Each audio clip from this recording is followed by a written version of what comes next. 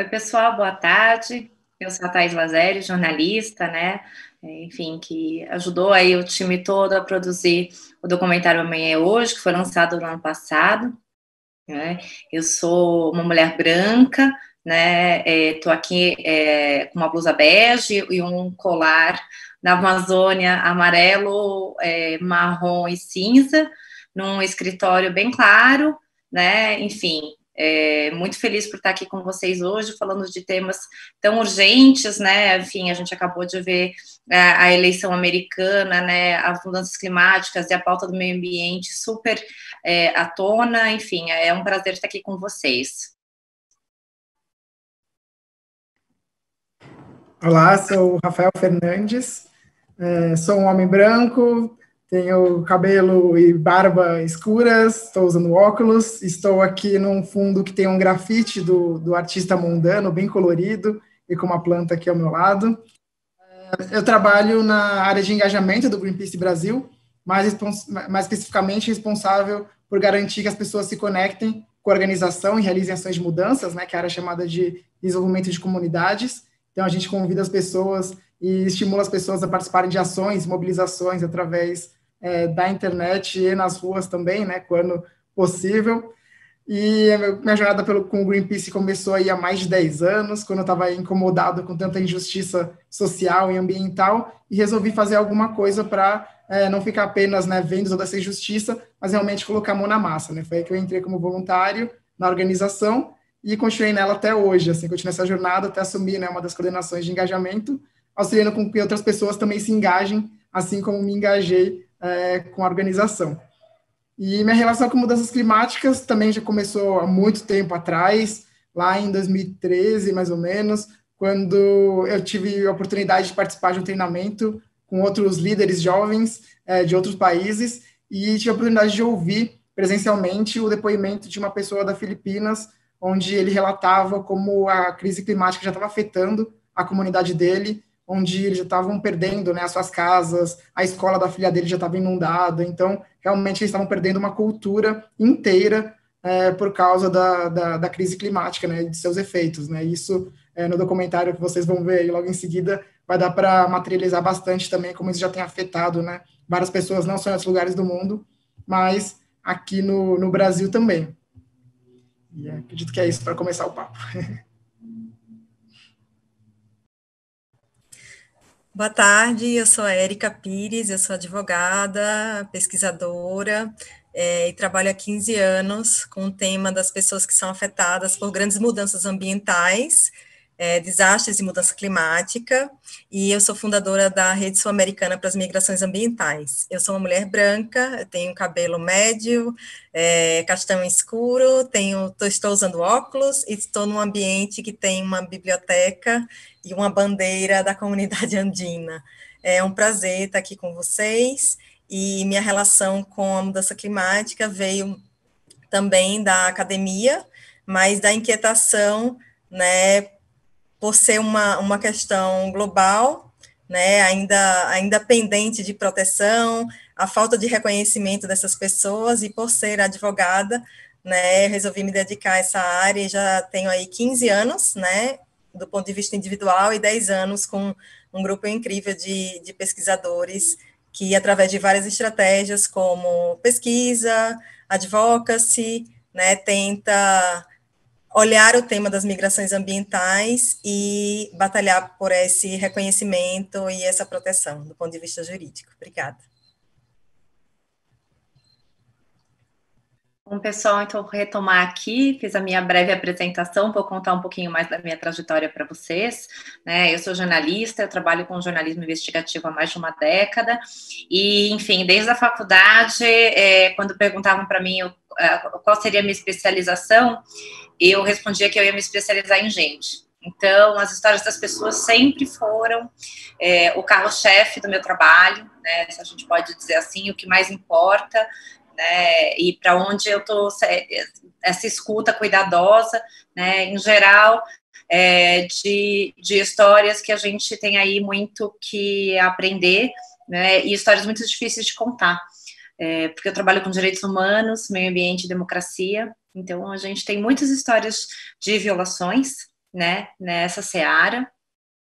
E ainda quando eu trabalhava na revista Época, eu fui fisgada pelo vídeo, e ali começou uma história que anos depois se transformaria na Fala, né, que é a produtora que eu fundei, que chama Fala Histórias para Não Esquecer, porque é isso, a gente olha para a história de uma pessoa, de uma comunidade, né, a gente vê ali como cada história tem o poder de mudar o mundo. E eu acho que esse é o nosso maior compromisso, assim, né, seguindo com democracia, direitos humanos, meio ambiente, e no meio dessa trajetória, surgiu, logo depois que eu saí da Repórter Brasil, né, surgiu a proposta da gente produzir o documentário Amanhã é Hoje, né, e nessa trajetória eu tive o prazer de encontrar a Érica, né, que é uma das pessoas que foi ouvida aí, né, para o documentário. A gente percorreu todas as cidades, né, enfim, eu entrevistei todos esses personagens que vocês vão conhecer em breve, né, e de cara o que a gente queria contar, a gente não tá, quando a gente fala de mudança climática, invariavelmente a gente pensa no futuro, né, é um pensamento, o que as próximas gerações, e aí, para algumas pessoas fica, bom, as próximas gerações, não sei, a minha vida, né, como a minha vida se relaciona com isso, né, e o que a gente trouxe com Amanhã Hoje é que, assim, a gente não está falando do futuro só, a gente está falando do presente, né, a vida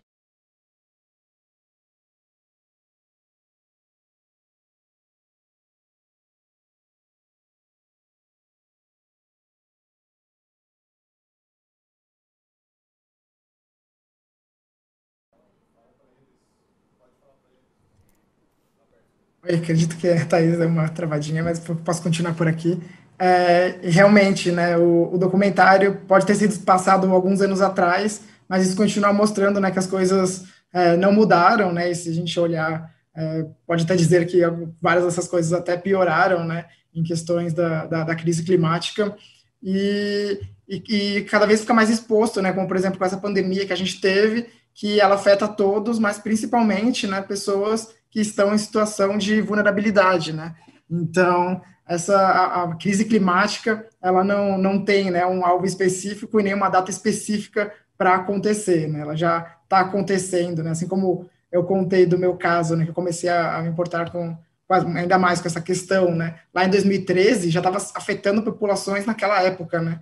E hoje em dia continua afetando e vai afetar cada vez mais se a gente não conseguir frear ou fazer o mínimo possível para conseguir mitigar, né? Porque a gente sabe que realmente, né, os dados mostram que a gente conseguir frear de vez, acabar com a crise climática no momento, pode não ser um cenário possível, mas o que a gente pode fazer para conseguir pelo menos, né, frear e mitigar esses riscos para que não se torne algo ainda pior, né? Continuar, Thaís? Posso, eu não sei onde vocês me perderam, porque simplesmente a energia caiu, não foi que a internet caiu, né? A energia acabou, mas enfim, já remanejamos tudo aqui, né? Vocês podem me ajudar, por favor? Você está falando justamente, né, desse antigo, né, quanto que a gente pensa, tipo, no futuro, na verdade, a gente pode pensar que, né, que a mudança climática é algo futuro, mas na verdade já é algo do presente, né? Eu estava falando um pouquinho mais sobre isso também. Muito obrigada. Muito obrigada. Então, é isso, assim. E isso ficou muito claro, e num momento que a gente está falando de o documentário foi lançado em 2018, né? Então, a gente tem aí quase 2 anos de lançamento. O que mudou desde então, né? Porque a história que a gente contou é a história que a gente está vivendo agora, né? Então, por exemplo, se você olha, né, para os impactos das mudanças climáticas, elas seguiram acontecendo. E a gente tem uma dificuldade gigantesca em atrelar isso ao nosso dia a dia, né? Nossa, a gente vem chovendo mais forte, cada vez mais forte, num período que não chovia, né? É difícil fazer essa relação, né, com a mudança climática, mas é isso que está acontecendo, né? Então, você tem eventos extremos cada vez mais frequentes, né? E as estações do ano ali se misturando, né? O impacto não é só na floresta, né? O impacto está na cidade e está no campo. Então, e a gente não está falando de meio ambiente apenas, a gente está falando de pessoas. E aí eu volto aí para a minha história, né, que é dessa querida missão de contar histórias das pessoas, né? Todo mundo vai sentir os impactos das mudanças climáticas, e é por isso que a gente precisa se engajar, né, para pensar no nosso presente, né? E aí eu acho que é super interessante ter aqui a Érica, né, e o Rafael, porque eles podem falar de dois caminhos interessantes, né, nessa discussão, né? A Érica quer falar sobre os refugiados climáticos. Para quem nunca ouviu esse termo, né, são essas pessoas que foram impactadas pelas mudanças climáticas e que tiveram de migrar. Puxa, mas já aconteceu isso? Em 2018 a gente contou um caso, um documentário, né, de uma comunidade caiçara impactada pelo aumento e pela força do mar e do rio, que teve de migrar para não desaparecer junto com as casas, né? E o Rafael, por outro lado, pode falar para a gente desse engajamento, né? Como a gente pode, como plantar a semente para esse engajamento nascer e como cultivar. Queria ouvir um pouquinho de vocês.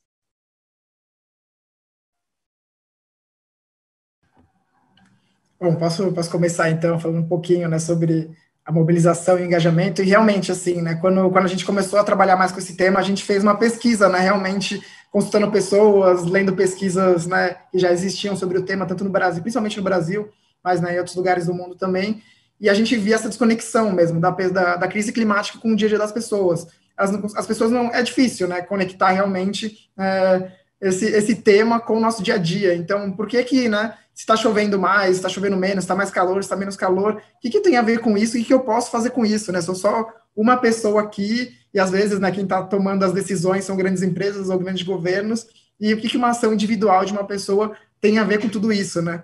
E é aí que está a questão, né? A gente, como indivíduo, pode tanto fazer, né, ações individuais, né, como, por exemplo, eu mesmo, né, essa história que eu contei de 2013, né, que tive contato com esse caso da Filipinas, eu já na hora comecei a pesquisar o que eu posso fazer individualmente para mudar a situação e tal. Foi aí que eu comecei a mudar minha dieta, por exemplo, né, foi aí que eu comecei a deixar de comer carne, por exemplo, mas não, né, seja a única solução, mas foi uma das que eu encontrei que era imediata e viável para mim ali fazer. Então, já comecei a pensar em ações individuais que eu poderia fazer, mas também comecei a buscar ações coletivas, né? Então, a gente, e principalmente agora, né, em climas de eleições, tanto nos Estados Unidos quanto aqui, a gente também é responsável por escolher aquelas pessoas que vão estar no poder, que vão tomar decisões. E não só de escolher, mas de cobrar, né? Então, independente, né, se a pessoa que está ali no poder foi a que você votou ou não, a gente tem o poder de cobrar para que tome ações ousadas pelas pessoas, né? E é isso que a Thaís falou, né? Mais do que pelo clima, pelo meio ambiente, são pessoas que estão sofrendo essas consequências, são pessoas que estão sendo diretamente impactadas por decisões, né? E não colocar só governo, mas empresas também, né? Governos e empresas que tomaram aí decisões pensando no seu lucro ou qualquer outra questão, que não colocaram as pessoas no centro. Quem estão sendo impactadas são as pessoas, e como eu disse também, as pessoas em situação de vulnerabilidade são aquelas que vão sofrer ainda mais.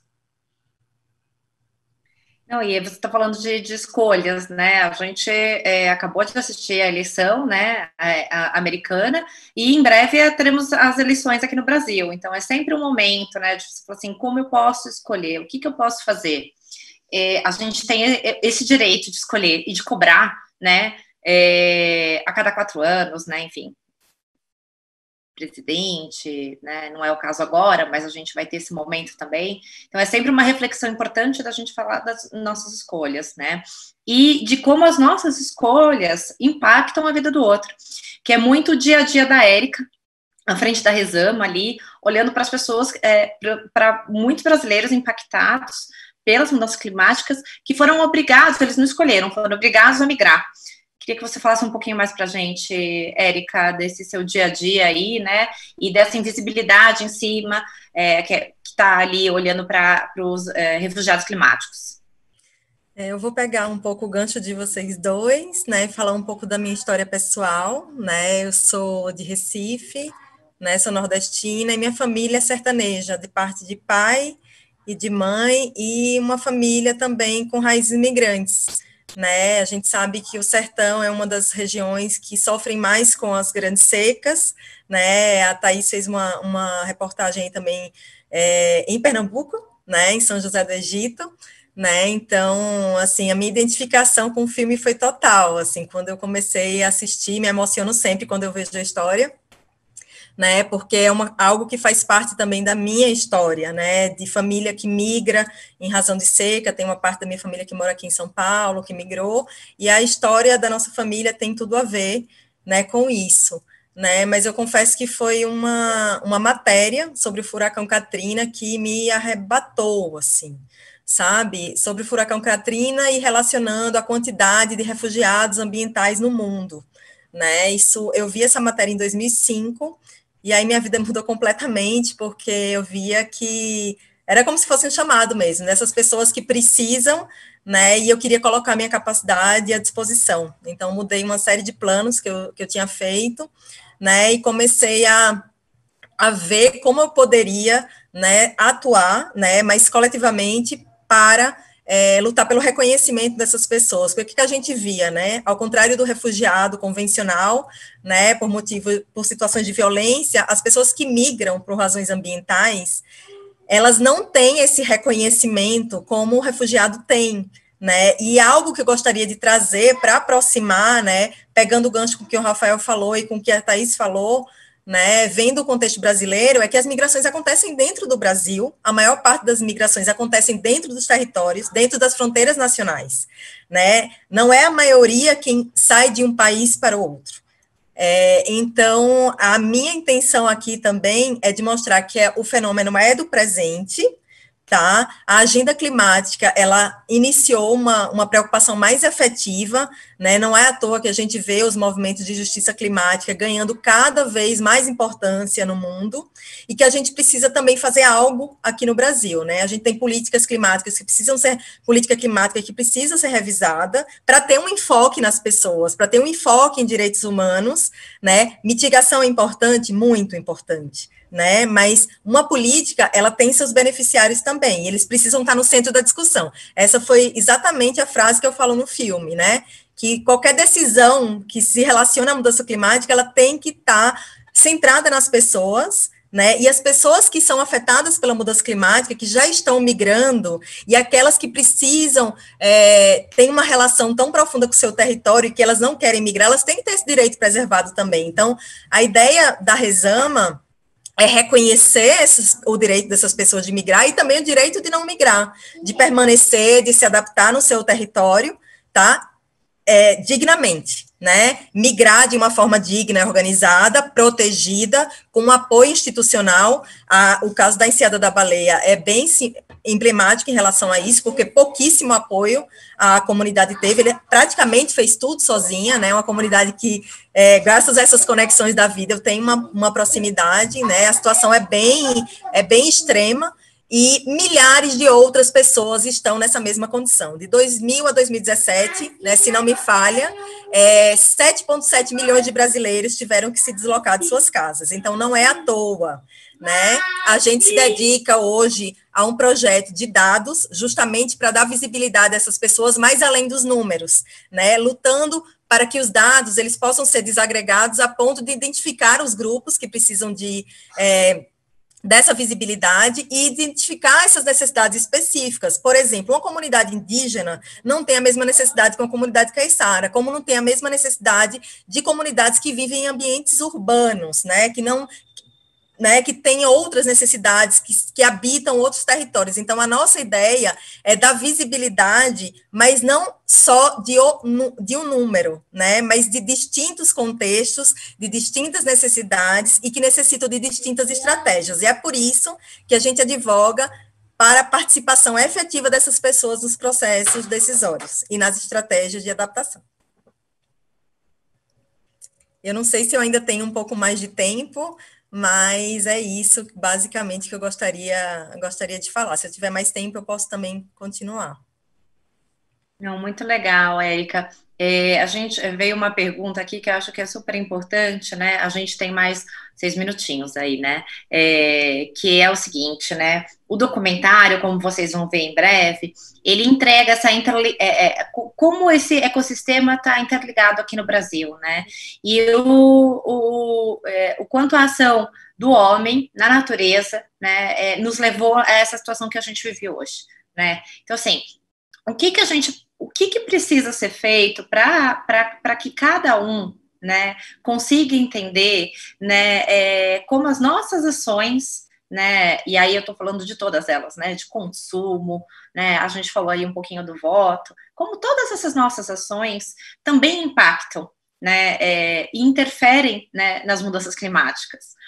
A gente pode não, a gente, quando eu digo a gente, né, tipo assim, eu estou na cidade, né, é completamente diferente de você pensar numa região que começou a sofrer muitos incêndios, como é o caso de uma das personagens do documentário, a Celiana, né, que 60% do território foi varrido pelo fogo, né, por quê? Porque você teve um desmatamento gigantesco na região, no interior, o clima ficou mais seco, então toda a pastagem, né, e a floresta estava mais seca, então, assim, qualquer fagulha vira um incêndio gigantesco. Né? Então, ela sofreu de um jeito que é completamente diferente do que a gente está vivendo aqui na cidade.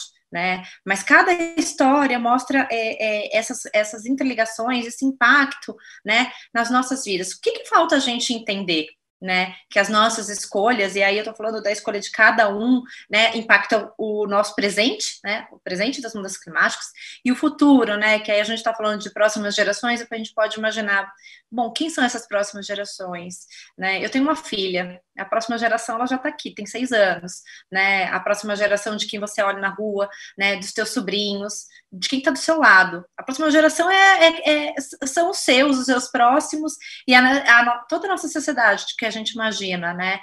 O que falta para as pessoas entenderem, né? E fazerem essas ligações, né? Vocês contaram aí do clique que tiveram, né? Que outras histórias a gente pode contar para inspirar as pessoas? Acredito que o documentário é realmente perfeito para isso, porque mostra situações diferentes, né? De cidade, de campo, de interior, enfim, de várias faixas etárias. Acho que realmente esse documentário pode ser um clique para muita gente, espero que seja mesmo. Essa é uma das intenções, acredito eu.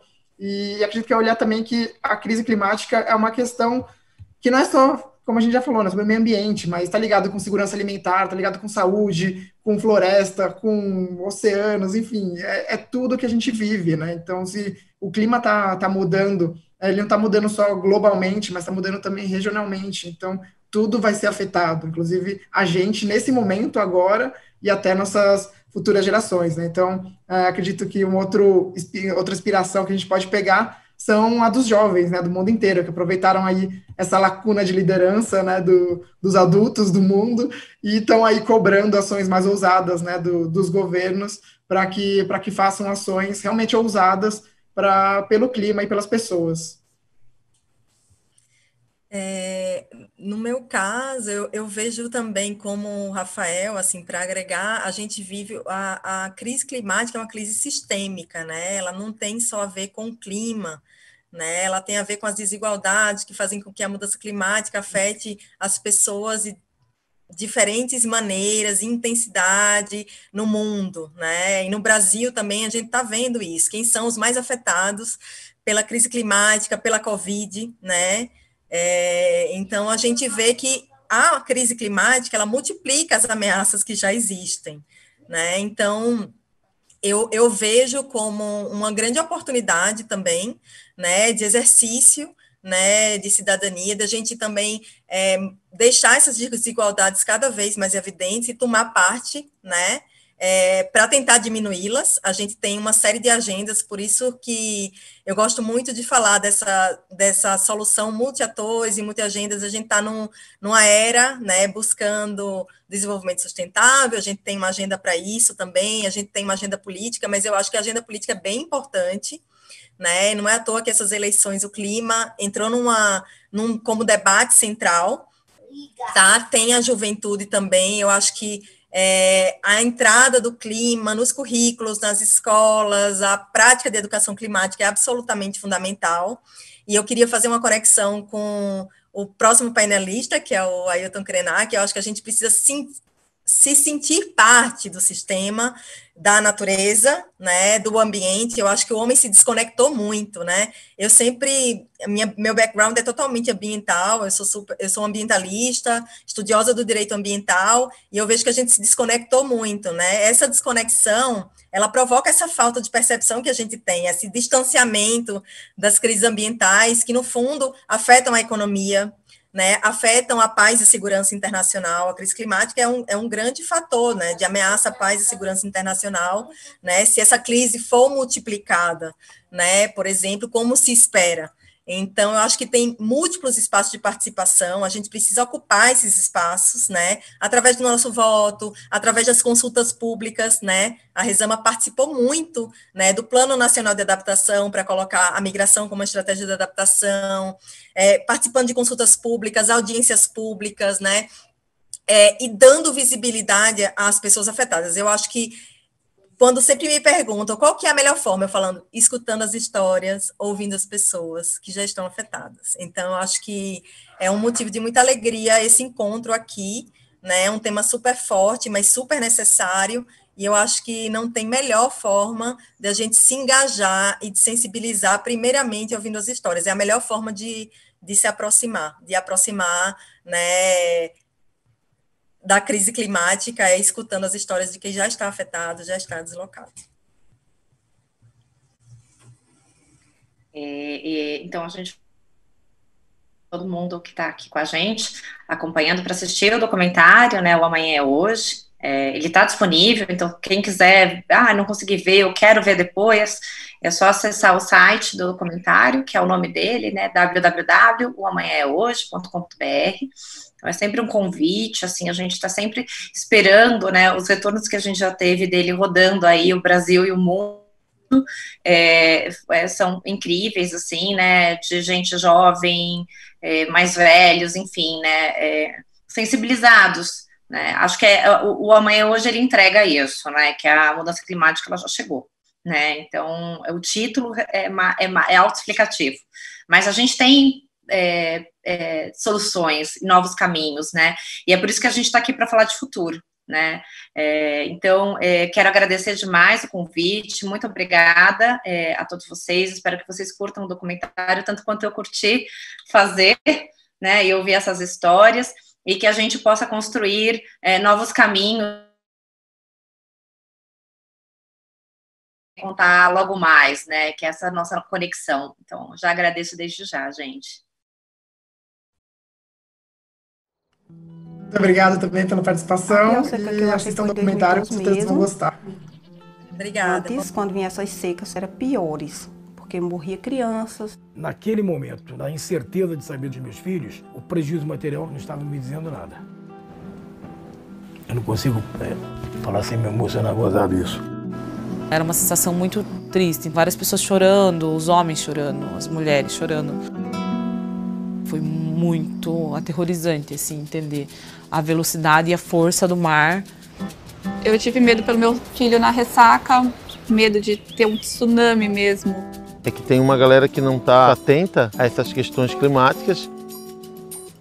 Essa galera tem tido prejuízos expressivos. A gente combatia o fogo com chinelos, com chuteiras. Então, isso me toca muito.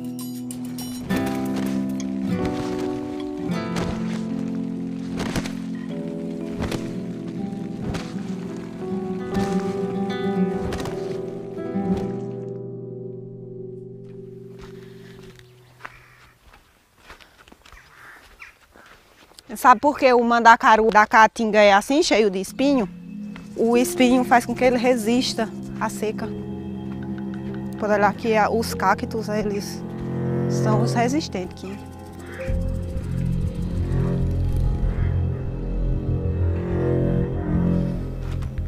E aí, esse açude desse ano sangrou, ao tanto que já baixou com a quentura e o vento.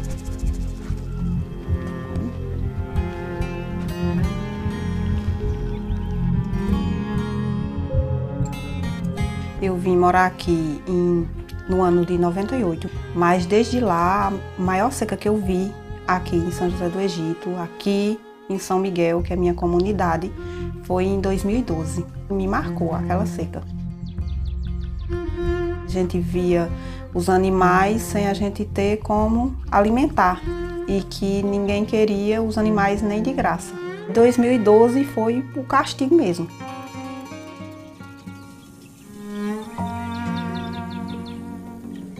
Decretaram estado de emergência, né, o município. Aí veio uns pipas do exército abastecer, enchi essa cisterna de minha sogra aí e ia buscar água longe, muito longe.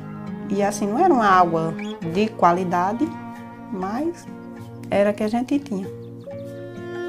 Com essa seca a gente viu morrer. Os pés de goiabeira, a gente aqui chegava a tirar mais de 30 caixas de goiaba para as fábricas de doce. E hoje a gente não tem. Isso aqui era tudo horta e pé de manga, ainda tem os troncos das mangueiras, era cada mangueira. Tinha tudo aqui, pé de manga, de goiaba, pera, tudo, era bem surtido.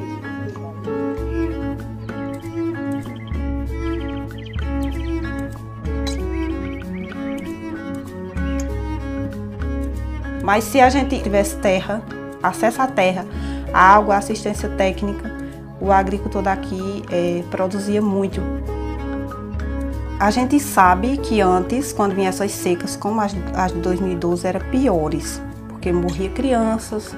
E a gente não teve isso com as famílias, porque todos ou recebiam Bolsa Família, ou estavam encobertos por Garantia Safra, que de qualquer maneira deu para comprar seu legume. Mas aí a gente não tinha um dinheiro sobrando para comprar ração. Eu lembro minha mãe chegando da emergência, até dolorido lembrar disso, porque eu era muito criança, mas eu lembro que ela trazia aquele feijão preto duro de cozinhar, era o que ela ganhava por estar trabalhando lá, e às vezes algum trocado. E a gente ficava esperando para mamar, assim, porque muitas vezes não tinha outra coisa. O debate acabou. Ciência taxativa, as ações humanas, elas são responsáveis pelo acúmulo de gases na atmosfera que estão provocando o aquecimento global, e isso já está trazendo consequências para a nossa vida hoje em dia. Continuar debatendo se isso existe ou não é imoral.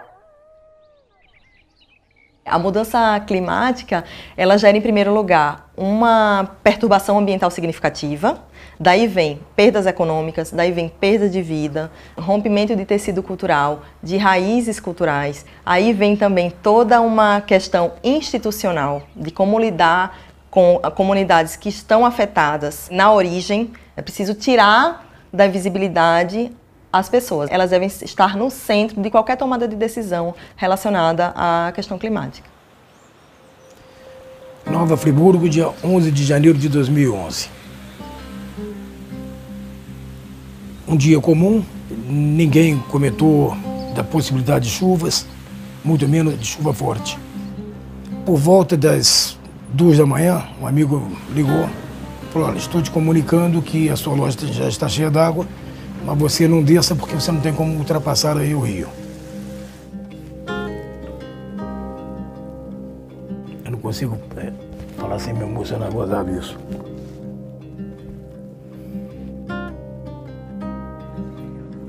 A impressão que passava é que tinha um rio por cima das nossas nuvens e que as nuvens se movimentavam e a água se movimentava junto.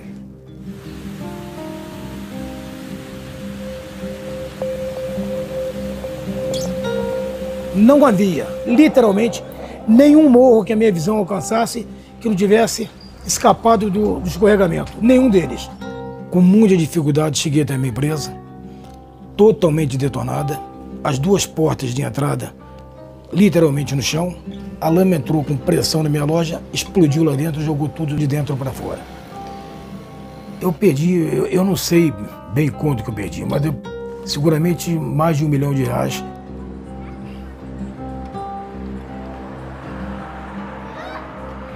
Foram momentos assim de muito pânico, mas eu no mesmo momento eu troquei o pânico da minha loja pelo pânico de saber dos meus filhos. Acho que lá por volta de 11 horas, meio-dia, chegou o primeiro, e o meu filho mais velho, ele chegou por volta das 17 horas, e eles fizeram menção de chorar pelo que eles viram a loja detonada, e eu falei para eles: vocês estão proibidos de chorar. Pelo panorama que eu estou percebendo em Nova Friburgo, nós vamos ter aqui um número de mortes elevadíssimo. Nós estamos vivos. Então nós vamos retomar o nosso negócio. Esse foi um prédio muito sacrificado e toda essa área que você está vendo aqui, em torno, tinham residências e foi uma área muito afetada e aqui morreram muitas pessoas. Infelizmente isso aqui foi muito atingido. A cidade se tornou feia porque todos os morros não se via mais do verde. Então foram lições e reflexões que eu vou levar para a minha vida inteira. Meio ambiente não é permanente, o meio ambiente está aí e pode mudar, e se muda, a natureza vai se vingar de nós vendo dessa forma, não?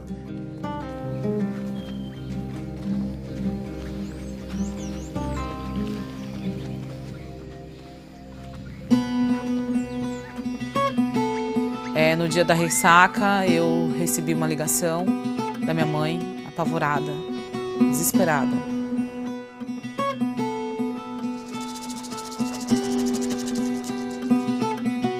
Em várias casas de moradores tinha entrado água, inclusive nas outras comunidades ao redor.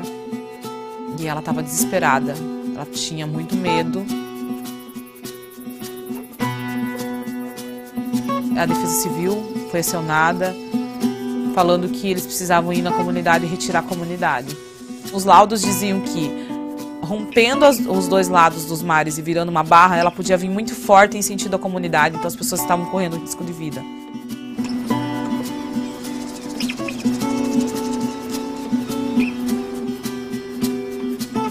Assustador. Muito medo. A gente teve muito medo de perder as pessoas, de que as pessoas fossem embora, que fossem por medo se dispersasse a comunidade, enfim.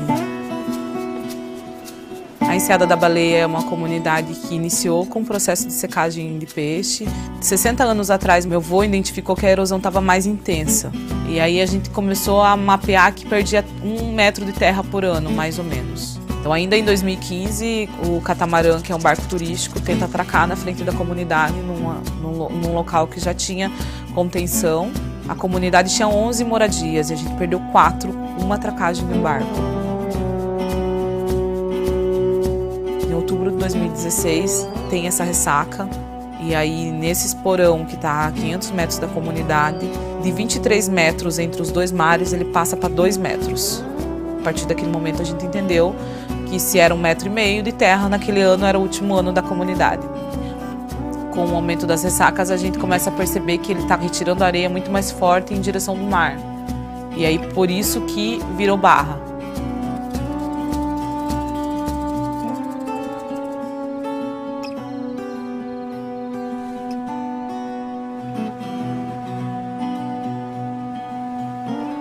Então, essas duas pontas, elas até mais ou menos 20 dias atrás, elas estavam unidas ainda.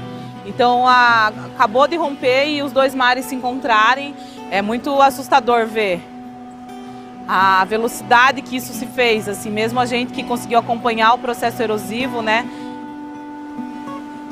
Quando a barra rompeu, a gente falou, fizemos a coisa certa. Então, tava essa alegria nesse sentido, mas também muita tristeza de entender que, por mais que a gente não estivesse lá, era uma comunidade que a gente podia ir visitar, que a gente ia para pegar material, então a gente está indo constantemente lá. E que ela estava ficando submersa, porque ela está cada dia indo um pedaço dela. Então, uma tristeza de imaginar como vai ser o dia que ela não estiver mais ali. As histórias, as lembranças, tudo está com a gente, assim, mas a gente tem uma sensação de que as pessoas que partiram enquanto a gente estava na antiga enseada, que elas ficaram. Então, isso ainda mexe com a gente.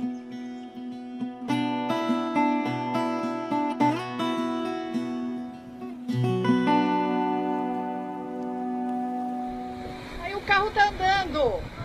Ai, o carro tá andando! Ai, meu Deus! Moro na Ponta da Praia há 20 anos. Tive minha vida toda modificada por causa das 2 ressacas fortes que teve aqui. Em 2005, para mim, acho que foi pior, porque eu nunca tinha visto a Avenida da Praia ficar toda em areia, as ruas ficaram sem luz. Na ressaca de 2016, teve gente que saiu nadando ali por cima, né? E tinha funcionário andando pelo muro para poder sair do prédio. Perderam documentos, perderam muita coisa. Aí foi bem triste, assim, sabe? Ver as pessoas se esforçando e perdendo as coisas. Eu perdi 2 carros e resolvi ficar sem nenhum enquanto eu morar por aqui mesmo.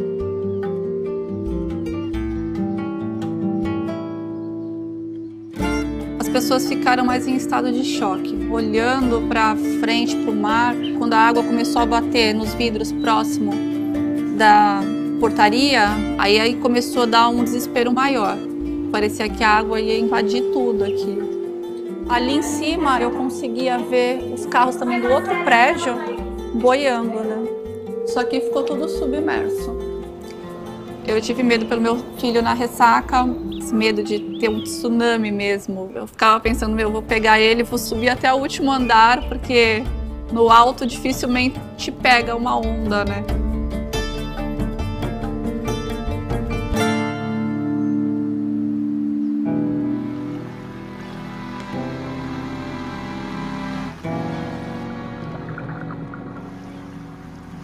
Até 2 anos atrás, a gente nunca tinha abandonado a embarcação por conta de um mau tempo.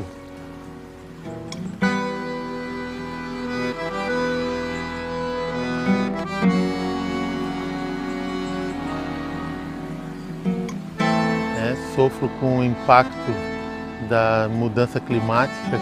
A situação mais gritante é a não presença do vento sul, né?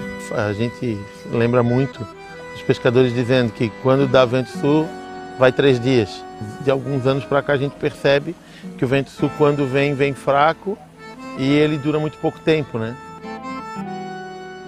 20 anos atrás, nós tínhamos uma logística de colocação das sementes sempre a partir de fevereiro, março, que era quando a gente chama da chegada do inverno, né? Que é a manutenção da temperatura da água, provocada justamente por esse fenômeno, o vento sul, que vem regulando a temperatura e mantendo a temperatura da água. Com o passar dos anos, a não presença do vento sul mantém a água mais aquecida durante um período maior.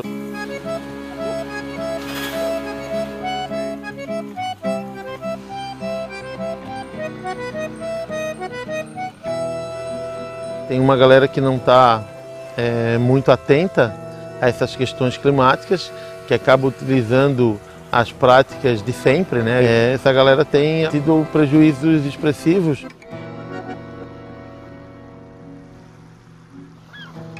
Imagina, a gente trabalha diretamente com o tempo, né? Com o clima. Tudo que a gente faz numa cadeia produtiva, a gente depende do tempo, né? Então imagina que se alguma coisa sair do controle, são 30 anos de história que vão por água abaixo, né?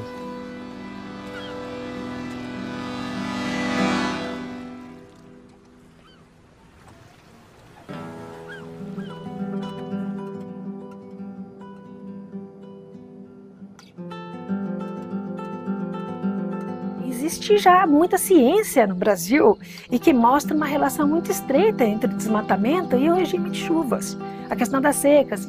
Então, você não pode dizer simplesmente que você, ao não desmatar, estaria contribuindo globalmente, etc, etc. Você não está dando simplesmente uma contribuição global para o clima. Você está dando uma contribuição local e regional.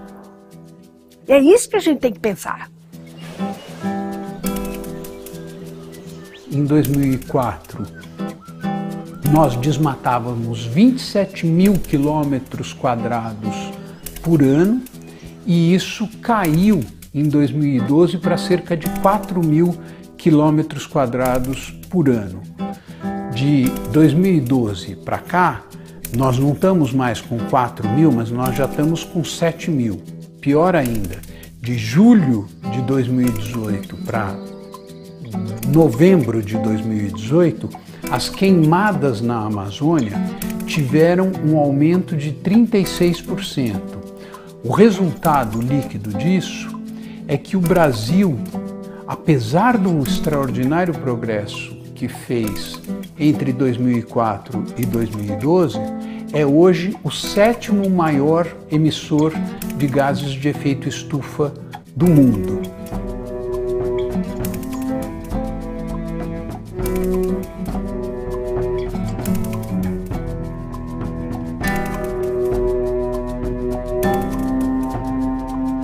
Se a gente parar de emitir hoje, a temperatura já vai subir 1,5 graus.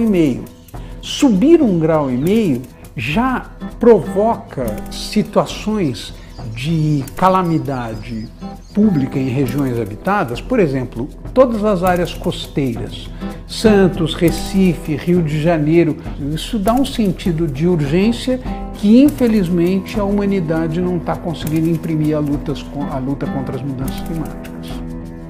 Há 30 anos atrás, por exemplo, a gente ia para o Rio Araguaia dentro de uma canoa, levava uma corda de 50 metros e soltava uma corda de 50 metros dentro do Rio Araguaia e essa corda não chegava no fim. E hoje, quando a gente vai no meio do Rio Araguaia navegando, você tem que saber o canal certinho para colocar a tua canoa, porque vai bater em bancos de areia, vai bater em pedras, pode morrer. O Brasil hoje é uma das poucas reservas mundiais em termos de floresta tropical e que isso traz um equilíbrio fortíssimo em termos de emissão e remoção de gases, além de ciclo hidrológico, e que isso vale dinheiro. Então é quase que jogar no lixo uma das maiores riquezas que nós temos, que é a nossa potência ambiental.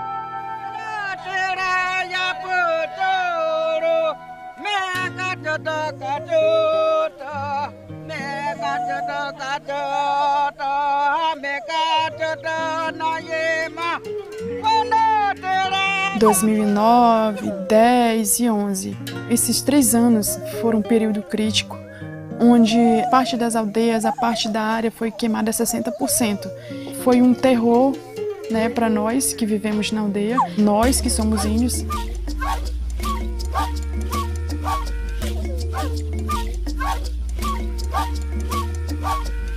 Algumas lideranças buscaram e lutaram para que a brigada fosse formada dentro da aldeia, para combater e até mesmo evitar o fogo. E essa brigada voluntária, ela está sendo o protetor da terra indígena. Minha brigada me escolheu por ser mulher, eu a única mulher da brigada. E o cacique por esse motivo também, porque eu fui a única que chegou até aqui.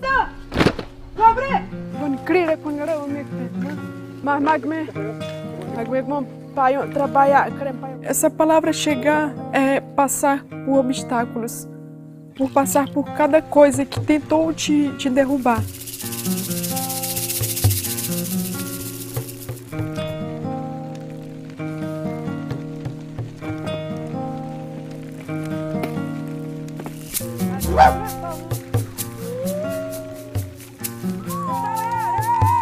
Estragou áreas de cultivos, onde era área de caça, lugares de pessoas onde eles iam para pescar.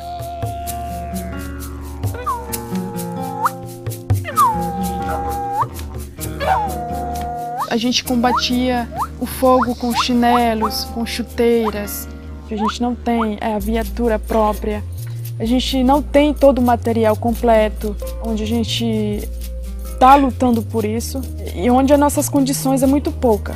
Nós da brigada não recebemos recursos, onde a gente não tem como ajudar a nossa família, onde a brigada são pai de famílias, eu sou mãe de uma criança.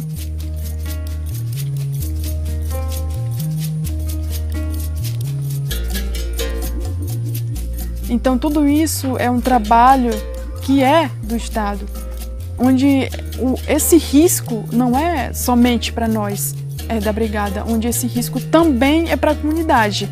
Então a gente está atrás de tudo o que é nosso, sempre focado em buscar o que é proteção para nossa aldeia. 1, 2, 3, brigada Cricatinga! Todo esse resto de mata que a gente tem, a gente quer deixar para futuras gerações, onde os jovens possam futuramente colher, viver, pescar de uma maneira onde antigamente vivíamos.